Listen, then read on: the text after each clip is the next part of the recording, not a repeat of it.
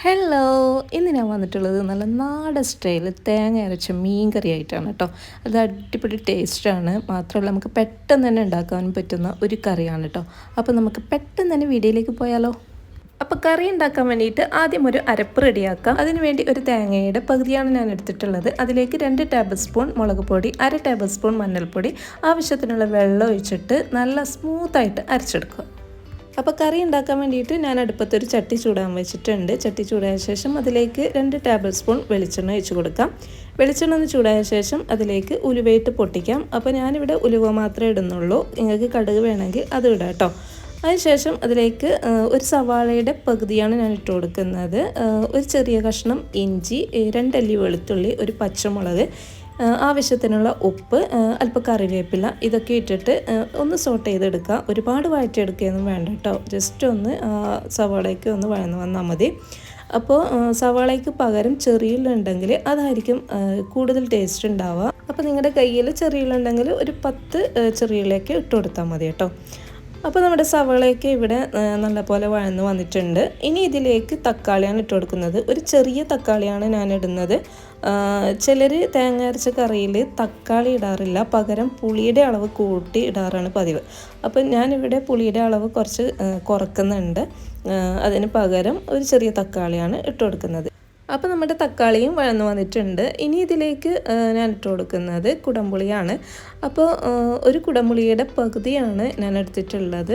ഞാൻ നേരത്തെ പറഞ്ഞതുപോലെ പുളിയുടെ അളവൊക്കെ നിങ്ങളുടെ ടേസ്റ്റിനനുസരിച്ച് കൂട്ടിയും കുറക്കൊക്കെ ചെയ്യാം കേട്ടോ. അപ്പോൾ അതൊരു 10 മിനിറ്റ് മുമ്പ് സോക്ക് ചെയ്ത് വെച്ചതാണ്. ഇനി ഇതൊന്ന് തിളക്കുന്നത് വരെ നമുക്ക് വെയിറ്റ് ചെയ്യാം.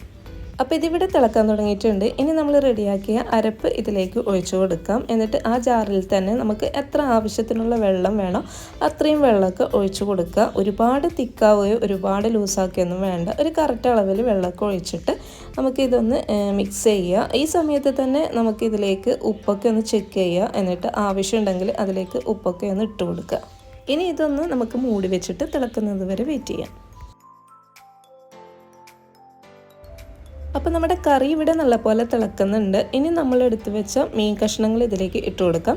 ഏത് മീനായാലും കുഴപ്പമില്ല കേട്ടോ. നിങ്ങളുടെ കയ്യിലുള്ള ഏത് മീൻ വേണേലും ഇട്ട് കൊടുക്കാം. ഞാനിവിടെ അയക്കുറയാണ് ഇട്ട് കൊടുക്കുന്നത്. ഇനി ഇത് ഇട്ട് കൊടുത്തിട്ട് നമുക്ക് മെല്ലെ ഒന്ന് ഇളക്കാനേ പറ്റുള്ളൂ. ഒരുപാട് ഇളക്കി കഴിഞ്ഞാൽ നമ്മുടെ മീൻ കഷ്ണമൊക്കെ പൊട്ടിപ്പോവും. അപ്പോൾ ജസ്റ്റ് ഒന്ന് ഇതുപോലെ മിക്സ് ചെയ്ത് കൊടുത്തിട്ട് ഇനി നമുക്ക് മൂടി വെച്ച് ഒരു 10 മിനിറ്റ് കുക്ക് ചെയ്തെടുക്കാം. അപ്പോൾ നല്ല ടേസ്റ്റി ആൻഡ് ഈസി ആയിട്ടുള്ള നാടൻ രീതിയിൽ തയ്യാറാക്കിയ തേങ്ങ അരച്ച മീൻ കറി ഇവിടെ റെഡി ആയിട്ടുണ്ട്. ഇനി ഇതിന് മുകളിൽ കുറച്ച് കറിവേപ്പില കൂടി ഇട്ട് കൊടുത്തിട്ട് നമുക്കിത് ഇറക്കി വെക്കാം.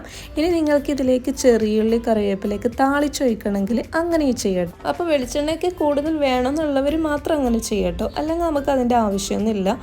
കാരണം നമ്മൾ ആദ്യമേ ഇതിൽ വെളിച്ചെണ്ണയ്ക്ക് ചേർത്തതാണ്. അപ്പോൾ നമുക്ക് വയറ് നിറയെ ചോറ് കഴിക്കാൻ വേണ്ടിയിട്ട് ഈ ഒരു കറി മാത്രം മതി കേട്ടോ. അതുപോലെ തന്നെ നമ്മുടെ പത്തിരി, നെയ്പ്പത്തിൽ, നമ്മുടെ കണ്ണൂർ സ്റ്റൈൽ പത്തൽ, ഇവയുടെയൊക്കെ കൂടെ അടിപൊളി കോമ്പിനേഷനാണ് ഈ ഒരു കറി. അപ്പോൾ നിങ്ങളിതുപോലെ ഒന്ന് ട്രൈ ചെയ്യാം കേട്ടോ. അപ്പോൾ നിങ്ങൾക്ക് എല്ലാവർക്കും ഈ വീഡിയോ ഇഷ്ടമായിട്ടാണെന്ന് കരുതുന്നു. ഇഷ്ടമെങ്കിൽ please like and share and subscribe. അപ്പോൾ മറ്റൊരു വീഡിയോയുമായി വരുന്നത് വരെ താങ്ക്സ് ഫോർ വാച്ചിങ്. ബൈ.